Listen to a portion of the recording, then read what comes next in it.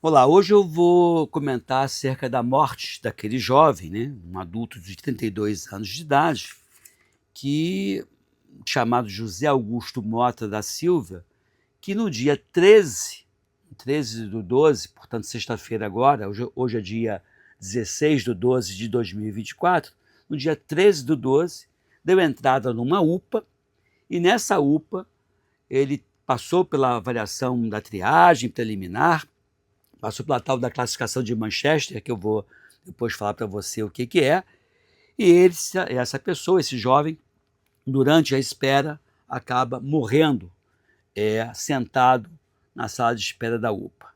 E aí os jornais estão realmente dizendo que já penalizaram toda a equipe, o próprio secretário municipal de saúde, que eu tenho por ele enorme apreço, respeito, não só como gestor, como político e como médico, ele já declarou que toda a equipe da UPA desse dia estava demitida, que ia apurar o fato, mas que já estava punindo as pessoas que estavam de plantão naquele momento. E segundo o jornal, toda a equipe, ou seja, da faxineira, vigilante, técnico de enfermagem, farmacêutico, fisioterapeuta, todo mundo foi demitido, segundo o jornal.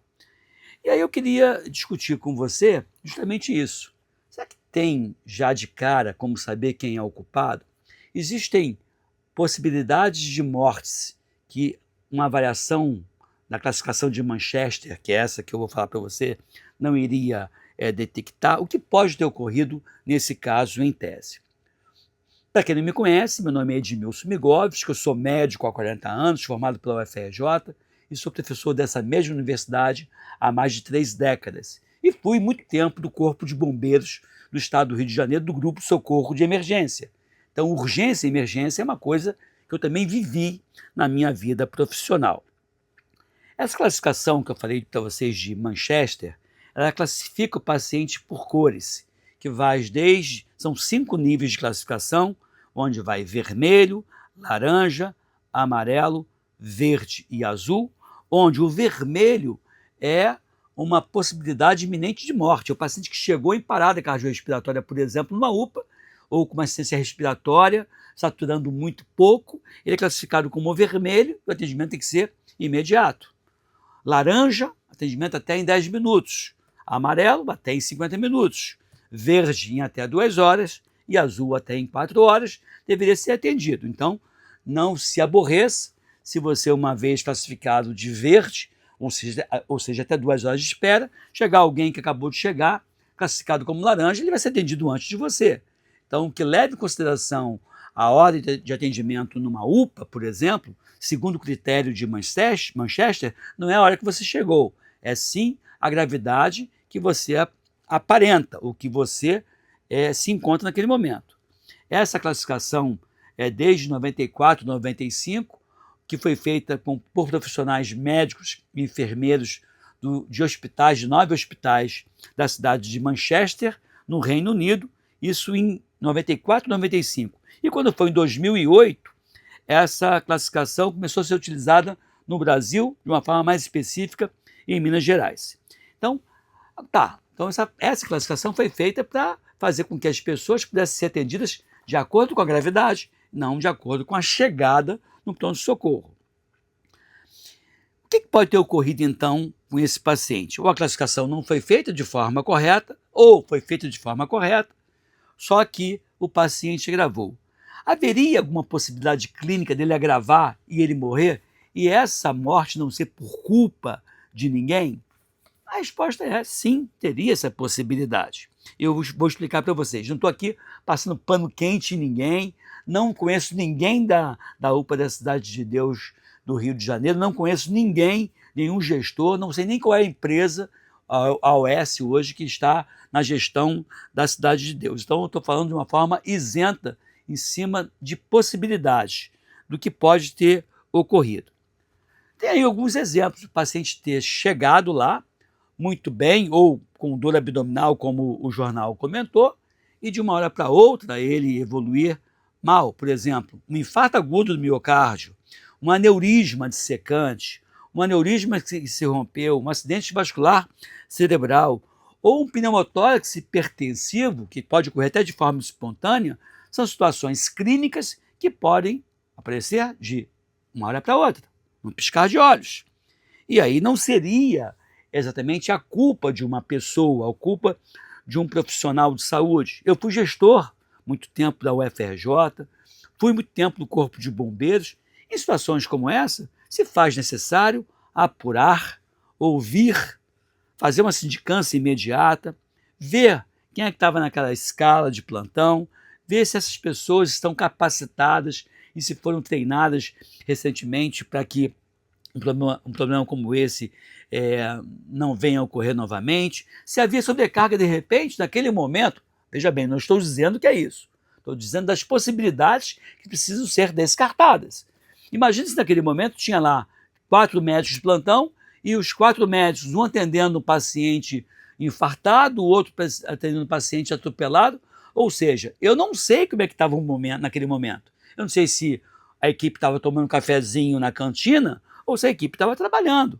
Então tem que ver o que houve. De repente, naquele momento, tinha 4 urgências maiores, aparentemente, do que a desse cidadão.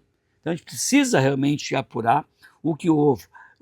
Apurar não no sentido só de apurar para punir, mas apurar para punir e para evitar, traçar protocolos que evitem novos episódios trágicos como esse.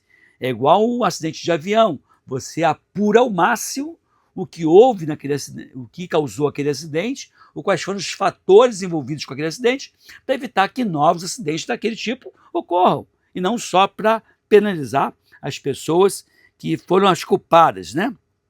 A morte na sala de espera teria um culpado? Pode ser que não tenha. Eu tenho um episódio de um médico conhecido meu, um cara com uma formação fantástica, magnífica, com um currículo excelente, que me contou um caso de um paciente que ele atendeu sem nenhuma queixa, um senhor de idade sem nenhuma queixa no consultório.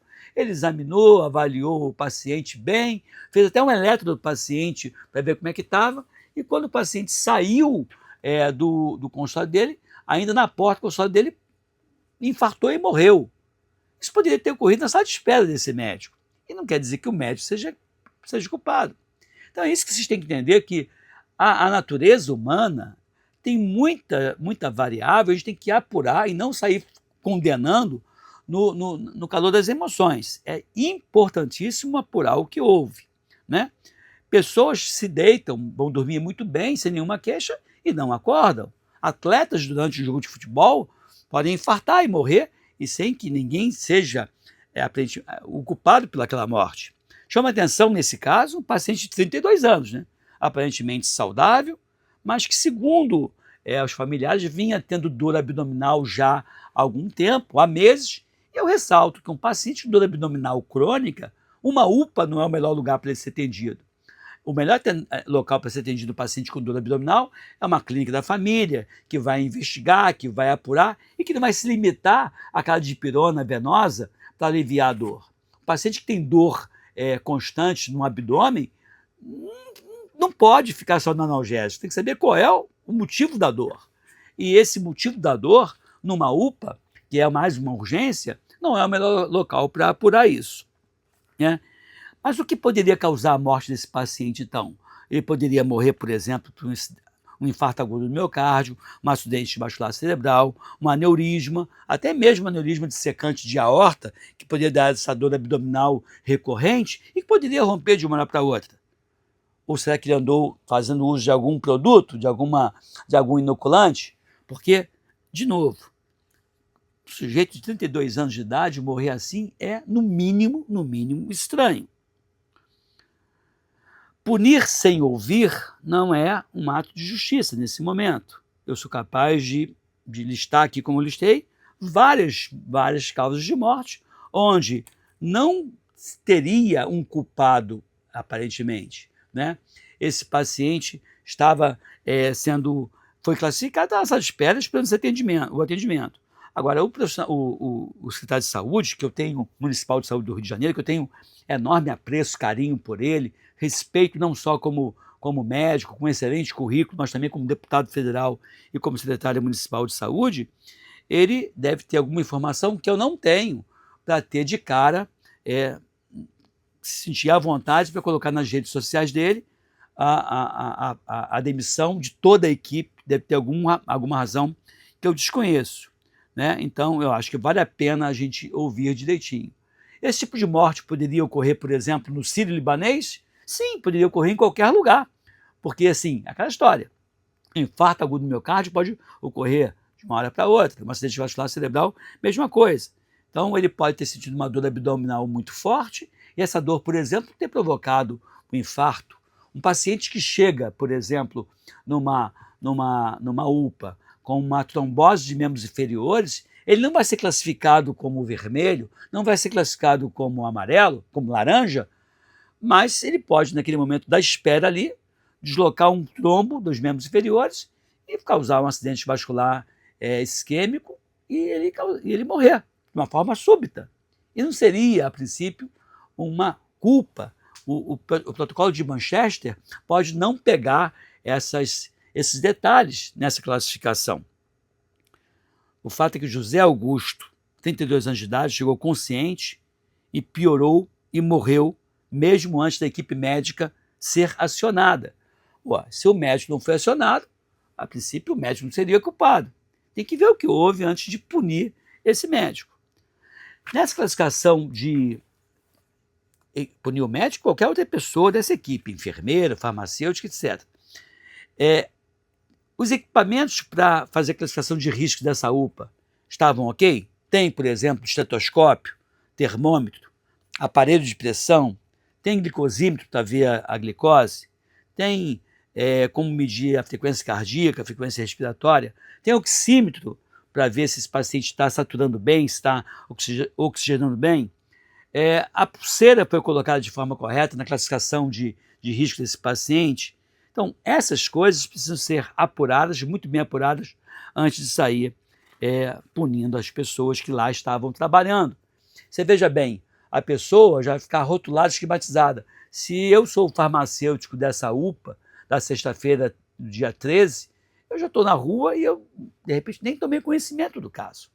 E aí eu vou ser demitido no dia 13 de dezembro, e eu vou ter maior dificuldade para arrumar depois outras posições, mesmo que eu tenha zero envolvimento com o caso.